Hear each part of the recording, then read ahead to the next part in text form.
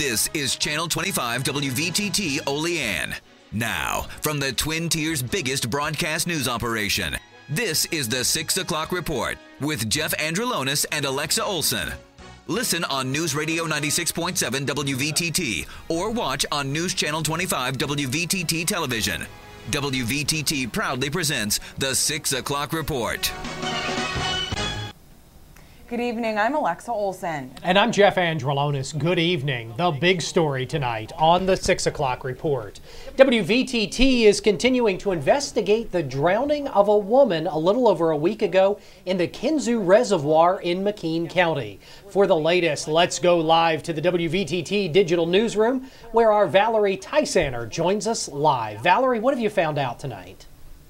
Hi, Jeff. It's been more than a week since the body of Terry Snyder was discovered in the Allegheny Reservoir, and Pennsylvania State Police say they have turned over the case to the Fish and Boating Commission, who is still continuing to look for the body of her husband. The Kane community is awash with speculation as to why Mike Snyder's body has not yet been found. I've heard rumors about everything, on both sides. There's rumors going around. It's crazy. So I talked to Sam Cummings, the Kane coroner, to see what Terry Snyder's autopsy revealed. He says her cause of death was drowning. An official from the Fish and Boating Commission explains why it may be taking so long to find Mike Snyder's body. 30 seconds. There's no definitive answer to that because there's a lot of variables involved. Depend on water temperatures, flows. And at times they could be caught on something down at the bottom, too. Some people come up to the surface and some, stay down for a while. I don't know the exact reason what would bring one up ahead of another one. It could do with a lot of things. It could have to do with clothing. It could have to do with, any number of things. And Terry Snyder's family is waiting to have a service until officials have recovered the body of her husband, Mike Snyder. Back to you, Alexa. Thanks, Valerie. For the latest news on this case, visit our website, twintiersnews.com.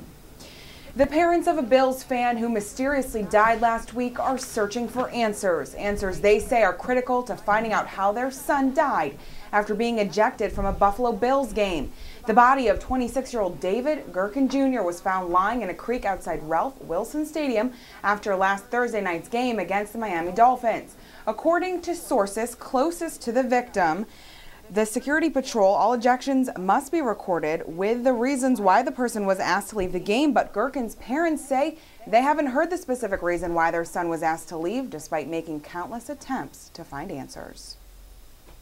Some justice tonight for the pizza delivery man who was killed in a botched bank robbery attempt. A federal appeals court has upheld the conviction and life sentence of a woman involved in that bank robbery. Back in 2003, the trial judge in the case found the woman involved, Marjorie Deal Armstrong, mentally competent to stand trial. Back in 2010, a jury found Armstrong guilty of robbery and conspiracy, and in February of 2011, she was sentenced to life behind bars plus 30 years.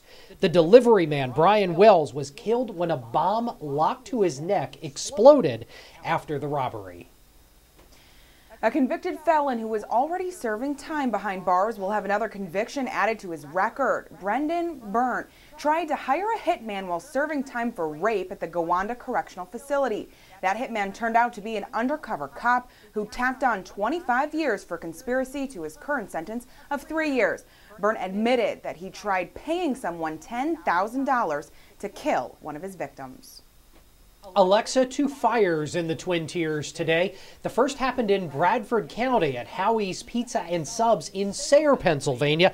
The place caught fire just before 1:30 in the morning, according to authorities.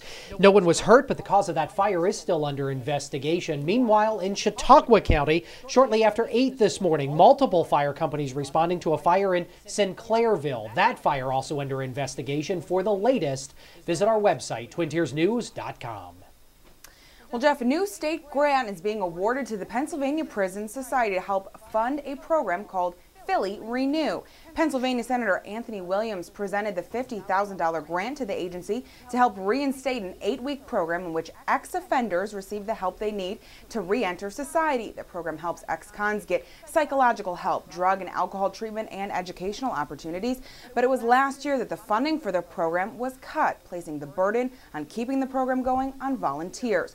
But now the funding Senator Williams was able to come up with has the program operating more efficiently, but on a much smaller scale. Senator Williams says it's a program with proven results that instead of seeing its budget cut, needs to be expanded statewide.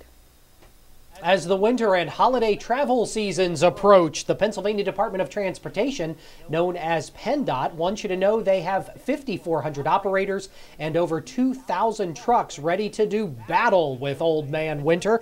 And they're also encouraging motorists to join in preparations as well. PennDOT Secretary Barry Schock says his department's primary job is to keep the nearly 40,000 miles of state roadway clear of ice and snow during storms.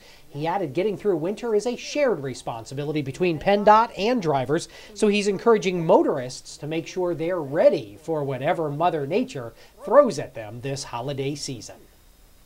Well, Jeff, Thanksgiving is right around the corner, and people all over the country are counting things they're thankful for. We talked to Congressman Tom Reed, who shared his thoughts with WVTT, a few things he's thankful for.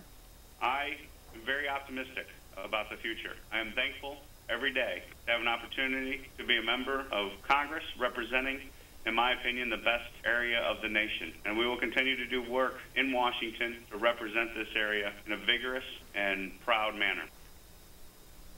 Reed also spoke about the fiscal cliff, but wants to reassure his constituents that he's confident it can be resolved. I know there's been a lot of doom and gloom talk about the upcoming fiscal cliff, and we are safe. There's no rockets coming down on us, unlike places in Israel and Gaza. We just conducted free elections. We don't change power in America by the use of violence. We use a democratic process that has served us well, and we ought to be thankful for it. From Pennsylvania now, the Clean and Green Act was passed in Pennsylvania to reduce taxes on agriculture and forest land in the Commonwealth. It gives the landowner a break over fair market value when it comes time to pay their property taxes. The reason this act was passed is because people generally recognize that forests contribute a lot of free benefits to the public. A Georgia study showed that it was between $200 and, this is astounding, $13,000 per acre of free benefits to the public. Herzog says he was paying more than the fair value of $94 an acre under Clean and Green for his property, so he went to the Commonwealth Court, showed the discrepancy, and got his tax break. If you're in McKean County and think you may be paying too much under Clean and Green, all you have to do is go to the Commonwealth Court Appeal Board. In other news, the University at Buffalo has closed its 7-month-old shale gas research institute. That institute was under investigation by the State University Board of Trustees after a group of professors accused it of having undisclosed ties to the Marcellus shale industry.